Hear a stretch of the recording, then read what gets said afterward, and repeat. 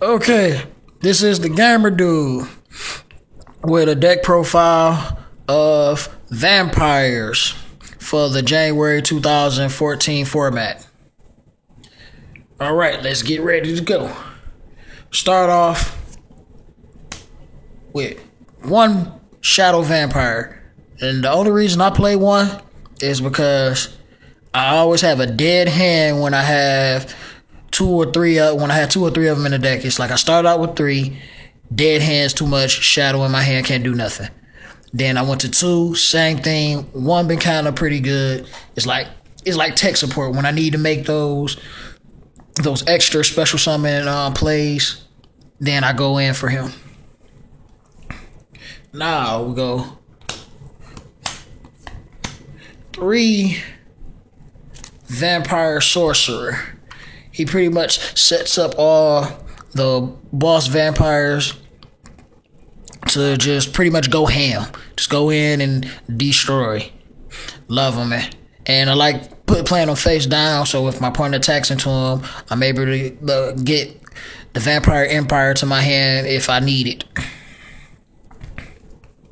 Okay, now I have two Duke, but I want to play three because he's like the best one to go into. Like every time I play, just have Foolish him to the grave. My opponent has a monster in the grave. Book of Life. Bring back Duke. I already have Empire on the field. Send a spell. Blow that up. All right, now Duke goes in. Attack. So, yeah. Two Duke, but I want to run three just because he's that awesome. Then I have two Lord, which this is the card I'm going to cut to one so I can have three Duke. Lord back in the day was an epic card. Now he's not as useful just because I have to attack, and sometimes I just can't get over my opponent's monster to get the vampire effect of sending a monster spell or trap from my opponent's deck. So that's the only reason why I'm playing two and going to one. And then I have two Grace. Most people and most profiles I've seen so far, no one likes Grace, but Grace is like epic. She does the same thing as Duke and Lord, but she gets that effect once per turn. Even though I can't do any like overland plays with her, because this is the only level 6 I play, and I could if I had two of her on the field, but I don't play any rank 6s anyway. But she's just epic. When I can't get that play from Duke, then it's like gotta get Grace to the field so I can just once per turn send that card, blow something up. Then done with the vampires, now I'm moving on to the rest of the zombies. Play three Mizuki. Why not? He went to three. Might as well play three because it just brings those necessary monsters back into play if I'm trying to make a rank 4 play, or if I'm trying to get Grace or Duke back to the field. It's just epic being able to play three. Then I have two Plague Spreader Zombie. I want to run three since this one went to three because it's pretty much a necessary card for all the synchro plays that's able to be done. Because this deck's so far since this new ban list, it's been mostly a synchro deck for me. Like I rarely overlay unless I need to go into Lovable Chain to get Plague into the grave or something. But most of the time, I'm sinking into something with Plague or trying to get some kind of play with Plagues, like get Plague out so I can make that play. Then go on to three Goblin Zombie. Once again, another one of those cards where most players play two, but I like three just because I need to get that extra card to my hand. And this is a good opening card. Setting them face down and opponent just attacking over them, or just in general just having them out when I'm making a play. Like if I were to, instead of special summoning one of my level 5 or 6 vampires, I can just tribute and then get the goblin effect, or or when I go into the lava chain plays, then detach and then get this effect. Just things that just make his effect cycle and just constantly bringing them back. Sometimes Mizuki bring back Goblin, or other plays like with this next card, 2 Zombie Master. At first, I wasn't planning on, but someone suggested I should, which actually kind of helped the deck because sometimes I can't make those big plays. So Zombie Master kind of set me up. Sometimes even for the OTK, because I've had a lot of times where I can do 5 to over 8,000 damage just because I was able to get Zombie Master and Plague out on the field probably the same turn. Then I play 1 Spirit Reaper, just because sometimes you have to get that stall in, and Spirit Reaper's a good card. And then sometimes I even go for the attack with Spirit Reaper just to force my opponent to discard, slowing down their plays, depending on what kind of deck my opponent's playing. And then the last monster, which is a spellcaster, Magician of Faith. Yes, just because she's back, and she's probably good in every deck. The only main deck monster that's not a zombie, and I've been able to pull off plays with Darkhold, of course, because who doesn't want to have a second Darkhold play, and then Book of Life. Book of Life and Faith really, like Faith bringing back Book of Life has saved me a lot of times. All right, moving on to the spells. I play 3 Vampire Empire or Kingdom with the TCG, but I like calling it Empire. The OCG name is better, at least in my opinion. And this card is really what does everything for the deck. It's like once you have Empire on the field and you start getting those Grace effects, Lord effects, and Duke effects off, and you start getting your opponent's card sent to the grave, it just triggers this card effect. And blows up something on the field. I get blow up something, but I have to send a Dark Vampire monster to the grave. Generally, it's either a sorcerer or Duke I'm sending to the grave. I send sorcerer just so I can get that free tribute, that free normal summon without tributing, and then Duke when I have a lot of life in my hand, so I can just bring them back and then just blow something up on my opponent's side of the field. Then we have 3 Book of Life, just because Book of Life is amazing in this deck. Another one of those cards where I see people who have it where they run in 1 or 2. There's no way I can run less than 3, just personally me, because this card just pretty much just destroys. It's just like I had one game where I had all 3 of them in my hand first turn. It was like all right, I drew into one first turn and had 2 in the hand, but it was like a dead hand. I couldn't do nothing, but my opponent had an even worse hand than I did, and in about 3 turns I had an OTK because I just I couldn't let him do nothing. I just kept playing out Book of Life. He stopped one, Book of Life stopped the other one. The last Book of Life just wasn't able to keep up, and it was just game. I had too much on the field. And then 2 Gravekeeper Servant. Now, when the vampires first came out, the first thing I thought was, why not use Gravekeeper Servant? Because it sent cards from the opponent's deck to the grave. And I was talking to someone recently, because a lot of people wasn't even thinking about that card until just in the last few weeks. Like, oh yeah, run this card, because no one was paying attention to the effect of the field card. Everybody was worried about the monsters, like what the monsters do with the monsters. And I'm like, if I don't have the monsters, this is the other card. Perfect on my opponent's turn to set up something. So it's like, all right, my opponent declares an attack with some kind of boss monster, something that's powerful. Okay, chain Gravekeeper Servant. Mill that. Empire activates. I send my Dark Vampire, blow up your monster that declared the attack doesn't goes through. And now on my turn, I get to blow up something else on the field. Probably a back row card because they just got that monster to the field, and it kind of like messes them over. So that's why I play 2 of those. Then the main staple in every deck, Dark Hole. Then 1 Foolish, since you can only play 1. Then 1 MST, just because I don't necessarily need more than 1 in the main deck, so I just run 1. Then 1 Allure for draw power.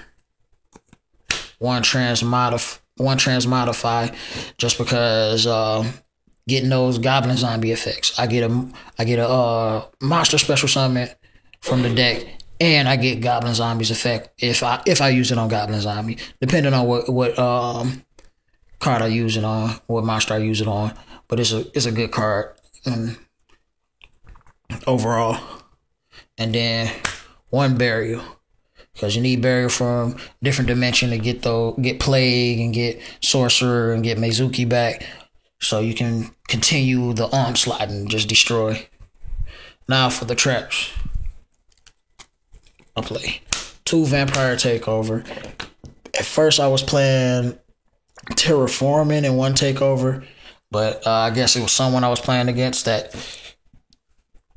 thought it would probably be better if I take out the Terraforming and run the Takeover, since I'm able to like activate this on my opponent's turn, so it kind of like cause a chain, and sometimes I might even be able to get over opponent's monster. And if I had a Dark Vampire in the grave, I get the special summon, so it triggers other things that can make the deck control the field pretty much. And then I have 1 Compose, because you gotta bounce stuff back. 1 Bottomless, if I can catch that boss monster as soon as it hits the field. 1 Call of the Hunted, so I can get that goblin zombie play, because there's nothing like bringing 1 goblin zombie back like 3 times in 1 duel, let alone what the other 2 can do. And then 1 Mirror Force, which I think I want to put in a Dimensional Prison. I'm probably going to play just to see how that works, but I kind of like Mirror Force. It's like a love-hate thing, but whatever. And that's it for the main deck. And it's 42 cards. Now for the extra deck, I have 2 Star Eater. It kind of dawned on me that I was able to make Star Eater so easily in this deck that it was ridiculous. I played 1 Plague, say Goblin Zombie, and Vampire Lord, and then I have an instant Star Eater, and it's so easy for me to get those cards onto the field all at the same time. And Star Eater just kind of puts in work. It kind of catches the opponent off guard sometimes. I'm probably going to bump it down to 1. I was trying out 2 because it was like, when my first Star Eater died, I can probably make another one. But then I'm starting to see that the time I'm able to make it, I don't like making it because I want to push for a game with it rather than just make it because I can. And end up dying on my opponent's turn. So yeah, I'm going to probably bump it to 1, but right now I'm running 2 Star Eater. Then I have 1 Crimson Blader, just because you can't let the opponent be able to get those boss monsters. And this is another card that I kind of lose to against, but it's good when I can get mine off and my opponent's not able to get there. So it's like a battle to get Crimson Blader on the field sometimes. Then have 1 Stardust Dragon, just so I can just stop those destructive effects whenever I can. Most of the time I get them on the field, because I usually go for Crimson Blader if I'm going for 8, but most of the time when I get them on the field is because of Starlight Road, but that's in the side deck. But sometimes I sink into them. And then we have Ancient Fairy Dragon, just because this is epic when I'm going against decks like Dark World or Spellbook or just anything else that runs a field card, able to destroy their field card, gain 1,000 life points, and then add my field to my hand. So I play my field, and it opens up the plays for me and closes off their plays. Then I had Doom Kaiser Dragon. I'm not sure if I want to keep it, but maybe I want to keep it since Plague and Mizuki is at 3. I'm probably gonna run across some zombie decks, or even a mirror match. Just either way, like this card will probably help out, so I can just steal my opponent's zombie monster and just go ham. Then I have Revive King Hades, which is also another good card. It's like it just stops things. Like, all right, somebody tour guide goes for Zamains. Okay, my turn. I get the Revive King on the field. Attack Zamains. Attack Zamains. Okay, his effects negated. Dead. Then I have Crystal Wolf Lord Blue Surge, Celestial Wolf Lord Blue Surge. That's what it is. I kind of just picked this card up. It's more of I'm not sure if I'm gonna really keep it, but it's kind of good. I mean, when it gets destroyed, I get to target one of my opponent's face-up monsters, and they lose 2,400 attack. So that's kind of good. So when I can't attack over something, and since it's a permanent effect, I can get rid of it on my next turn. Then I have Iron Chain Dragon, just because it works well with my field spell. As soon as I do damage, when I inflict battle damage to my opponent, then I can send the top 3 cards of their deck to the grave, so that triggers the Empire, which causes that nasty chain reaction. And he's a 25 beater, so that's pretty good. Then I run, and that's it for the synchro monsters. Now, for the Exceeds, I run 1 Crimson Knight Vampire Bram. Another one of the cards that I had started out running 3, then went to 2. Now it's down to 1, just like Shadow, because him and Shadow had shared that effect where when they special summon, when Bram special summons a monster and it comes from the opponent's graveyard, because that's what his effect does. That's the only monster that can attack. It's good if I can make that play just to stop my opponent from getting that big monster back. Then I go into Bram, but normally I don't go into Bram just because that effect kind of hurts. I mean, it's like that's the only monster that can attack, and this deck can OTK, so it's like I'd rather not go into Shadow or Bram unless I have to, just to protect me. Other than that, I'm trying to get as many monsters as I can on the field, because I can probably bring them back. And then have 1 Adrius Keeper Armageddon, which I go into him more so, especially when I need to get rid of a problem face-up card. So I just go into him and blow up something, because I like blowing shit up. And then got number 66 Master Key Beetle. Sometimes I get him on the field with Adrius, protect Adrius, and so I can keep getting those plays off. But this is another card I'm still not sure. I'm still kind of iffy on if I'm going to keep it in the extra deck or not. But it works pretty good. And then Laurel Chain, just because Chain gets the monsters I need in the grave to the grave when I need them. And then Gaga Cowboy, because I like Gaga guys, and Cowboy for game is like epic. I had some pretty intense matches and got my opponent low enough, so I was able to Cowboy for game. I was almost over. One goblin in the hand, top deck of life. Bring back Mizuki and Cowboy for game. Like you only have only 800 or less life points, so it's like, yeah, why not? And then Gem Knight Pearl. Only reason I run Gem Knight Pearl is just in case I go up against Ophion, because Ophion just kind of kills my deck. It's like I can't get none of my bigger vampires out. And for the side deck, I'll try to go through it quick. Got Snipe Hunter for Ophion Crimson Blader. Then Neo Space Grand Mode, the same thing, Ophion Crimson Blader. 2 Battle Fader when I just need to protect myself. 2 DD Crow, so when I can just get rid of those targets. one mind control, so I can just steal and probably overlay or sync into something. One DDR, so if I need to bring back something that's banished. One Call of the Mummy, this is just there temporarily because I don't know what else to put in. And I got one Book of Moon. It was main deck, but I took it out. Don't necessarily need it, but it's still good. 2 MST. There's no reason any deck should not have 3 MST, whether you're maining 1, maining 2. It's just whatever else you don't have, it should be in the extra deck. But that's just my personal belief. Then the Starlight Roll for that Stardust play.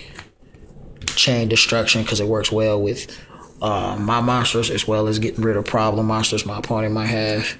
And 1 Wing Blast, just because I like putting stuff back to putting something big that takes a lot for my opponent to get out back to the top of the deck, so I can just hurt them, do this on their turn, hurt them my turn, and then they stuck trying to draw out they go back to that same card. That's it for the deck profile.